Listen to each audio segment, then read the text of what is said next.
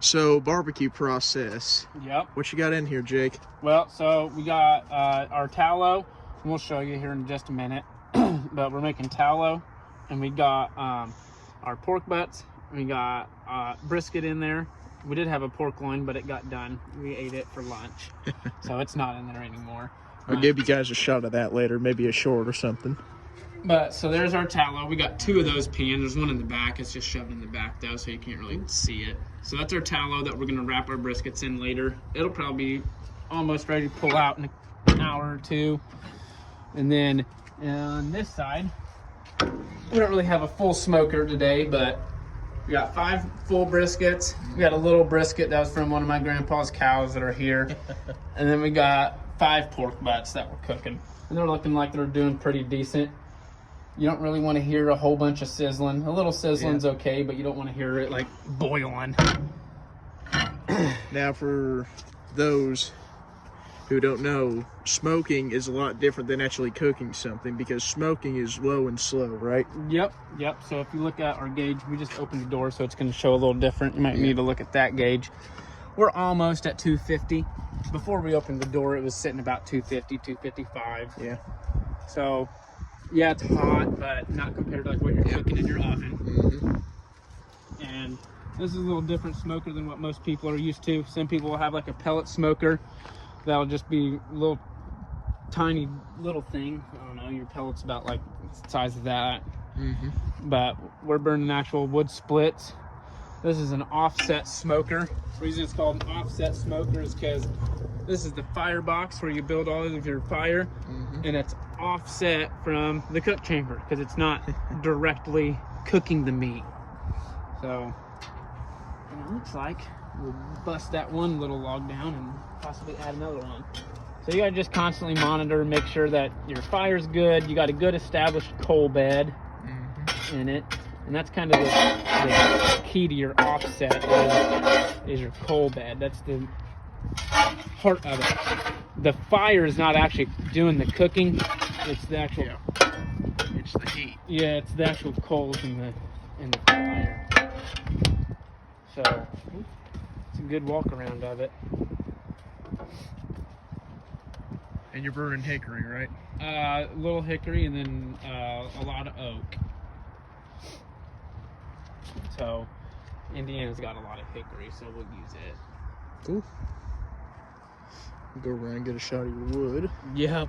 Yep, all of our wood's supply. So I can't remember if I asked you already, but how old is this thing? How old is it? Like, how long have you had it? How long? So this one's not that old. It was built in 2020. And I bought it in 22, and I was the first one to put a fire in it. The original guy who bought it was in California. His barbecue business didn't ever get off. He bought it, never got the barbecue business off the ground. Sold it to a guy in Maryland, bought this.